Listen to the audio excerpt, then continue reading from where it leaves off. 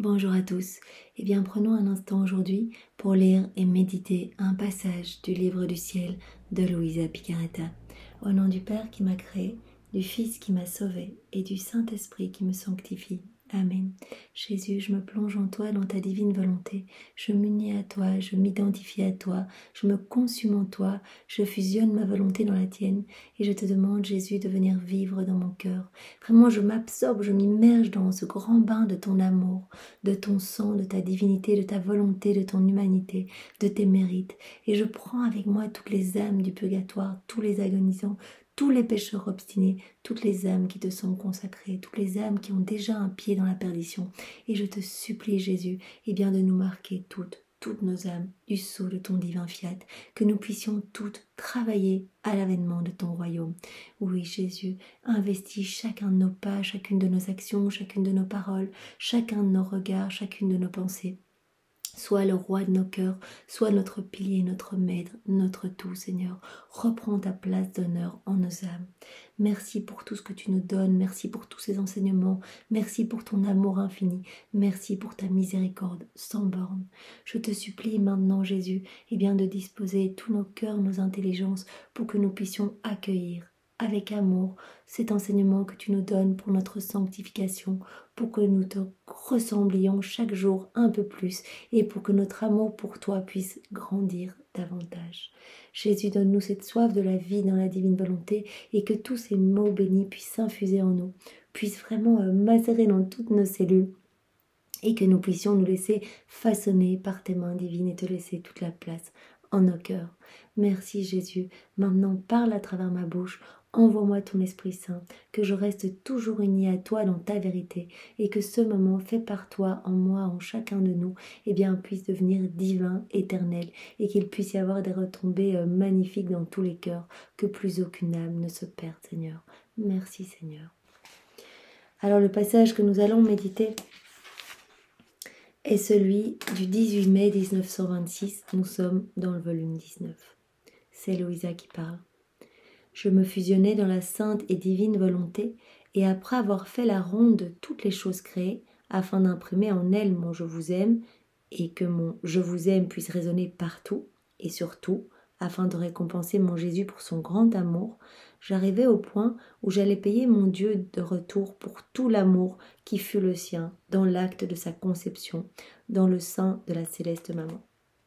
Donc Luisa, elle fait tout le temps la même chose et cela fait immensément plaisir à Jésus. Elle place ses je t'aime dans chaque élément créé pour donner un juste retour d'amour à Dieu.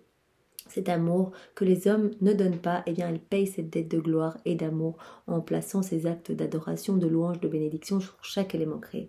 Elle a terminé cela et donc elle va commencer sa méditation sur la conception de Jésus, sur vraiment l'acte de conception, sur tout l'amour qui fut le sien, qui fut celui de Dieu, dans l'acte de sa conception dans le sein de Marie.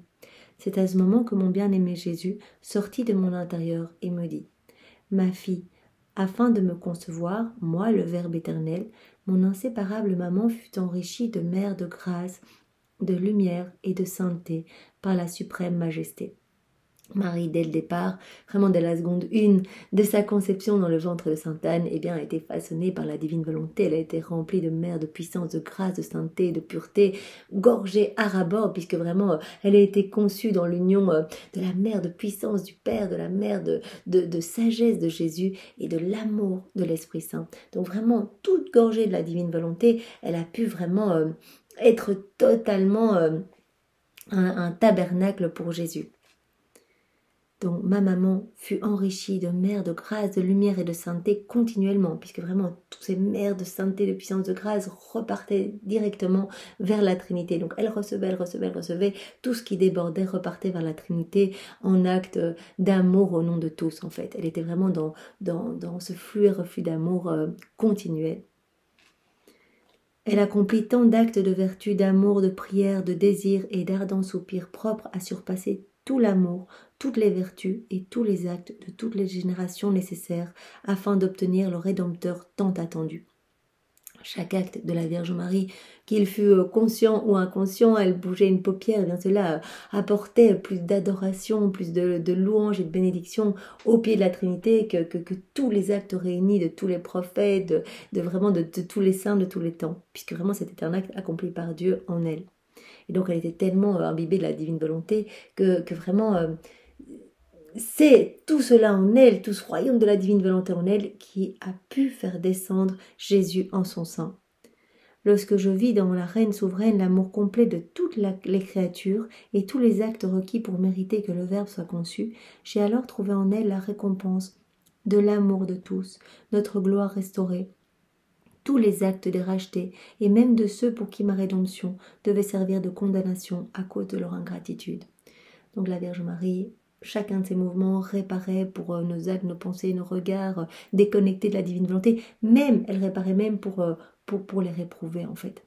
Pour tous ceux qui par leur ingratitude étaient condamnés.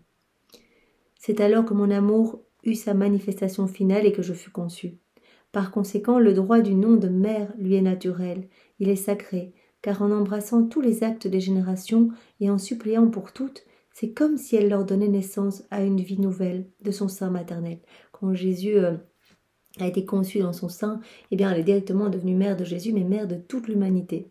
Donc vraiment, et c'est légitime qu'elle soit mère de toute l'humanité, puisque vraiment, depuis le départ, elle répare pour nous, elle intercède pour nous. On l'a vu dans les méditations que l'on fait avec elle durant ce mois de mai, que dès le départ, elle était déjà sur les genoux du Père, à la seconde 1 de sa conception, dans le sein de sa maman, elle était déjà sur les genoux du Père, en train de prier et d'intercéder pour le salut des hommes, en fait, pour pour payer de retour Dieu, donner ce retour d'amour que les hommes n'avaient pas donné.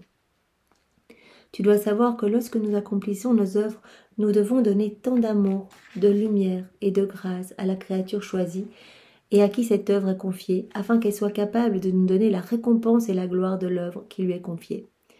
Donc Jésus dit, quand on confie une œuvre divine à une créature, elle reçoit toutes les grâces, elle est totalement façonnée, elle est vraiment remplie à ras-bord pour qu'elle puisse nous donner la récompense et la gloire de l'œuvre que nous lui avons confiée. Notre puissance et notre gloire ne se déposeraient pas dans la banque d'une créature au commencement d'une de nos œuvres pour y faire faillite. Donc s'il n'y avait pas toutes ces grâces, la créature ne mènerait peut-être pas à bien sa mission. Notre œuvre doit être en sécurité dans la créature appelée dans l'acte premier, et nous devrons retirer tous les intérêts et toute la gloire équivalente à l'œuvre que nous lui avons confiée.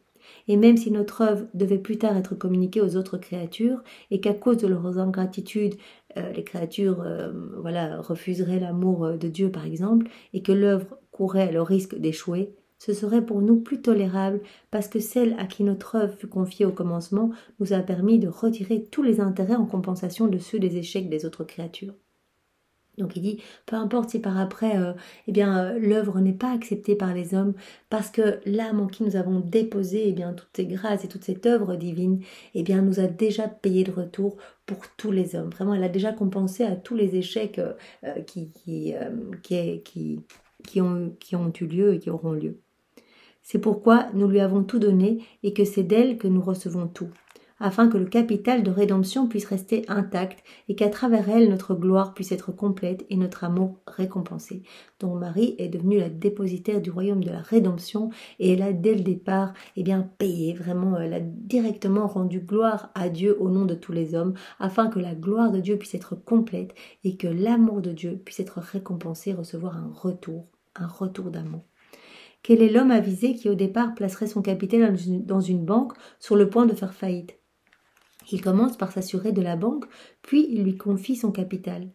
Il se peut que plus tard cette banque fasse faillite, mais cela ne peut pas lui causer de graves dommages, parce que son capital lui a déjà rapporté beaucoup d'intérêt. Donc voilà, il prend l'analogie, il a déposé toute l'œuvre de la rédemption en Marie, et donc il a déjà récupéré tout le capital, entre guillemets, tous les intérêts, puisque Marie a déjà payé au nom de tous, et donc peu importe, même si les hommes n'acceptent pas par après cette œuvre, ou que beaucoup se perdent, alors que le salut leur est offert, peu importe, Marie a déjà payé pour tous, a déjà en fait offert la gloire pour tous. Si l'homme agit ainsi, à plus forte raison Dieu dont la sagesse est incompréhensible, Et ceci ne concernait pas n'importe quelle entreprise ou un petit capital. Il s'agissait de la grande œuvre de rédemption, du coût et de la valeur infinie et incalculable du Verbe éternel. C'était une œuvre unique et la descente du Verbe éternel sur la terre. Elle ne pouvait pas être répétée. Nous devions par conséquent la placer en sécurité dans la céleste souveraine. Et comme nous lui confions tout, et la vie même d'un Dieu, elle devait répondre pour tous, en devenant la garantie et l'unique responsable. C'est ça, Marie est co-rédemptrice, c'était vraiment la garantie et l'unique responsable de cette vie divine qui lui était confiée. Il lui a confié cette œuvre divine, cette vie divine, et donc elle était vraiment la garante, elle était la responsable pour que Dieu puisse recevoir ce retour de gloire et ce retour d'amour, ce qu'elle fit. Ma fille, ce que j'ai voulu faire avec ma céleste maman, dans la grande œuvre de la rédemption, et bien maintenant, je veux le faire avec toi, dans la grande œuvre du fiat suprême, donc du fiat de la vie dans la divine volonté. Donc Marie, dépositaire du royaume de la rédemption, Louisa maintenant va recevoir cette œuvre du fiat suprême, cette œuvre de la divine volonté. Et donc tout ce que Marie a reçu comme grâce, etc. pour mener à bien sa mission, eh bien Jésus dit je veux faire la même chose en toi. Cette œuvre du fiat suprême, bon bien sûr à une autre échelle, cette œuvre du fiat suprême doit tout embraser, création, rédemption et sanctification. Elle est la base de toute chose. Elle est la vie qui coule partout et enferme tout en elle-même. Donc Louisa va devenir dépositaire de tout ce qui concerne la divine volonté, de tout ce que Jésus a accompli sur la terre dans la divine volonté. Et donc vraiment, Jésus dit la divine volonté, ça contient tout. Ça contient l'œuvre de la création, l'œuvre de la rédemption, l'œuvre de la sanctification. Donc c'est vraiment super important. Il n'y a pas de commencement. Elle est le commencement de toute chose. La fin est l'accomplissement de nos œuvres. Le capital que nous voulons te confier, Louisa, est exubérant. Tu ne l'as pas calculé. Mais sais-tu ce que nous te confions dans le fiat suprême? Nous te confions toute la création, tout le capital de la rédemption et celui de la sanctification. Ma volonté est universelle et a opéré en toutes choses. Il est donc juste que ce qui lui appartient te soit confié. Voilà, Louisa va devenir la dépositaire de tout, en fait, de toute l'œuvre de la création, de la rédemption, de la sanctification. Nous te confions tout. Voudrais-tu peut-être ma volonté sans ses œuvres? Louisa, elle dit, ok, pour la volonté, mais voilà. Nous ne savons pas comment donner notre vie sans nos œuvres et nos biens. Lorsque nous donnons tout. Directement, c'est tout. Il y a tout dans la divine volonté. Et tout comme en donnant le Verbe à la céleste reine, nous avons centralisé toutes ses œuvres et tous ses biens en elle. De la même manière, en te donnant notre suprême volonté, régnant et dominant en toi, nous te donnons toutes les œuvres qui lui appartiennent.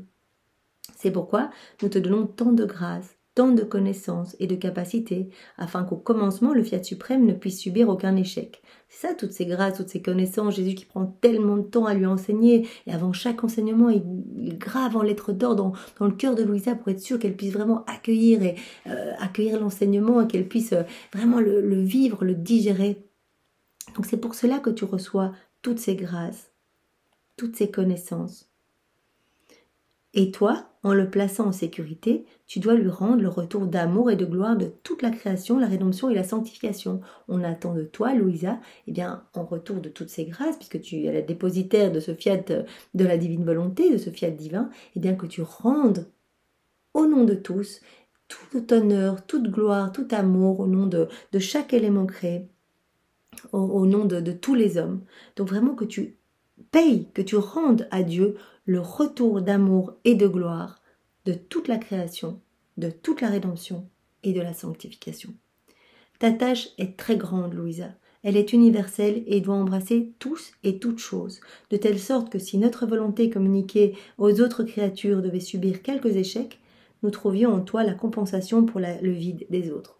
Donc exactement comme pour la Vierge Marie, voilà. Même si des hommes rejettent, décident de se perdre malgré le salut qu'il leur est offert, il y a eu cette compensation d'amour que Marie a déjà payée. Louisa, Jésus lui dit, même si des hommes vont rejeter cette vie dans la divine volonté, toi, tu auras déjà payé ce retour de gloire et d'amour, ce retour de toute la création, de toute la rédemption et de toute la sanctification. En plaçant notre volonté en sécurité en toi, tu nous donnes l'amour, la gloire et tous les actes que les autres créatures devraient nous donner. Notre gloire sera ainsi toujours incomplète et notre amour collectera son juste intérêt. Tu seras ainsi toi aussi notre personne de confiance, responsable de la divine volonté qui t'est confiée et sa garante. Donc comme la Vierge Marie était garante de toute l'œuvre de la rédemption, Louisa devient garante de toute cette œuvre de la sanctification, du fiat de la sanctification en elle. Voilà. Et donc il dit, voilà, apporte-nous amour, apporte-nous louange, bénédiction, reconnaissance au nom de tous.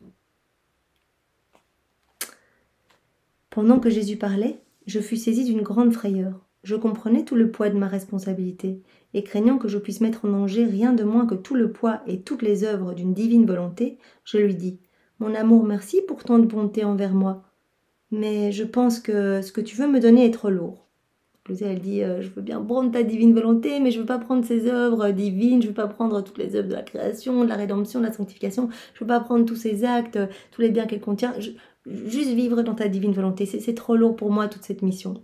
Je ressens un poids infini qui m'écrase, et ma petitesse et mon incapacité n'en ont ni la force ni l'aptitude.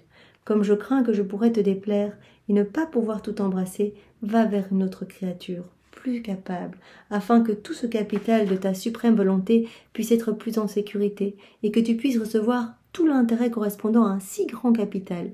J'avais jamais pensé à une si grande responsabilité, mais à présent que tu me l'as fait comprendre, je sens défaillir mes forces et j'ai peur de ma faiblesse. Et Jésus, me serrant contre lui, me libéra de la peur qui m'écrasait et ajouta « Ma fille, courage, ne crains pas, c'est ton Jésus qui veut tant te donner. » Donc vraiment, elle va recevoir tout pour pouvoir mener cette mission à bien. Ne suis-je pas libre de faire ce que je veux? Veux-tu peut-être mettre une limite à l'accomplissement de l'œuvre que je veux te confier? Que dirais-tu si ma céleste maman avait voulu m'accepter, moi, le Verbe éternel, mais sans ses biens et sans les actes nécessaires pour pouvoir me concevoir? Serait-ce là un amour véritable et une vraie acceptation? Certainement pas. Voudrais-tu alors ma volonté sans ses œuvres et sans les actes qui s'y rapportent? Pour que tu puisses te libérer de cette peur, tu dois savoir que tout ce que je t'ai dit, c'est-à-dire ce si grand capital, il est déjà en toi. Louisa, tu es déjà rempli de la divine volonté. Tout ce capital, il est déjà là. Après t'avoir fait acquérir la pratique de me donner la récompense de la gloire et de l'amour de toute la création, rédemption et sanctification, te faisant embrasser tous et toutes choses, et après avoir vu que l'intérêt équivalent me revenait facilement, c'est alors seulement que j'ai voulu te faire connaître avec plus de clarté le grand capital de ma volonté, qui t'est confié, afin que tu puisses connaître le grand bien que tu possèdes, et qu'en le connaissant, je puisse signer l'acte du capital qui t'est confié, et faire également pour toi le reçu de l'intérêt que tu me donnes. Et Louisa, tout est déjà en toi. De toute façon, tous mes enseignements, je t'ai formé vraiment à la pratique pour que tu puisses, par les rondes, me donner louange, adoration, bénédiction au nom de tous, par tous ces je t'aime que tu mets sur chaque élément créé, par tous ces actes de réparation que tu fais au nom de tous. Tu fais déjà ça sans le savoir. Et une fois que je t'ai bien entraîné à le faire, eh bien, j'ai voulu vraiment te donner la connaissance de ce que tu faisais. Que tu puisses connaître le grand bien que tu possèdes. Et qu'en le connaissant, eh bien Jésus dit, je puis signer l'acte du capital qui t'est confié et faire également pour toi le reçu de l'intérêt que tu me donnes. Voilà, il faut que l'âme puisse agir en connaissance de cause. Si tu ne le savais pas, ni l'acte du capital ni le reçu de l'intérêt ne pourraient être conclus. Voilà par conséquent la nécessité de te la faire connaître. De plus, pourquoi as-tu peur au point de vouloir m'envoyer vers une autre créature? Vraiment, le fait de connaître, eh bien, ajoute quelque chose, parce qu'on se rend vraiment compte de la préciosité de ce que le Seigneur nous donne. Nous, par les connaissances des cris du ciel, eh bien, on apprécie de plus en plus ce cadeau, on le désire, on le veut, on veut vivre dans la divine volonté. Eh bien, Louisa, elle va par cette connaissance que Jésus lui donne de tout ce qu'il a déposé en son cœur, puisqu'elle est dépositaire de tout, eh bien, elle va vraiment reconnaître la préciosité du grand bien qu'elle possède, en fait. Et vraiment, elle va donner du prix, elle va y mettre encore plus de cœur, elle va encore plus faire des actes pour vraiment glorifier le Seigneur, et elle se rend compte de sa mission.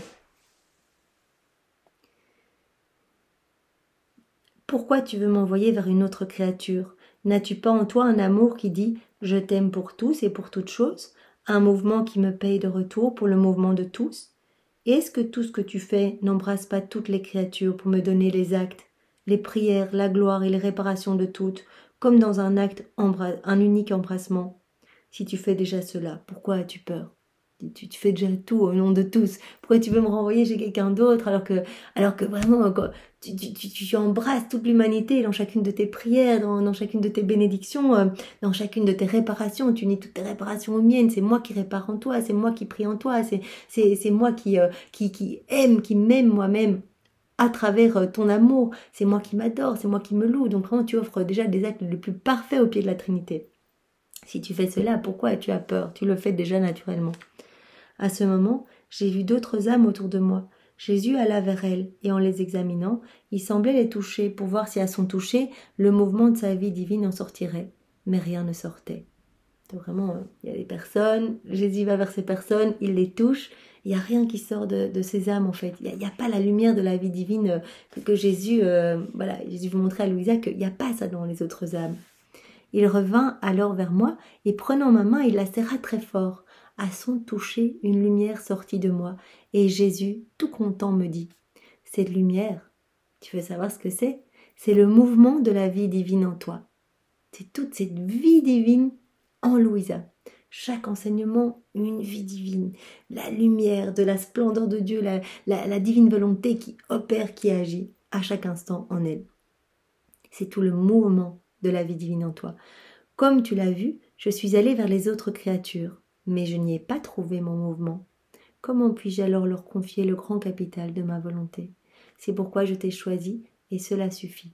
Sois attentive et n'aie pas peur. Donc elle a été choisie, elle a reçu toutes les grâces, il y a déjà tout ce mouvement de la vie divine en elle, elle est déjà gorgée, pétrie de la divine volonté. Je dis, mais pourquoi j'irai chez quelqu'un d'autre déposer ce tellement grand capital et je demanderai à d'autres âmes de faire cela alors que toi, c'est toi que j'ai choisi. Donc n'aie pas peur et vraiment, aime-nous au nom de tous, bénis-nous, continue ce que tu es en train de faire, sois attentive et n'aie pas peur, sois attentive. Ça, Jésus le demande tout le temps à Louisa, sois attentive, ne te pose pas de questions, ne rentre pas dans des considérations humaines, reste les yeux fixés sur moi et vraiment avance, fais-moi confiance, c'est moi qui fais tout en toi en fait.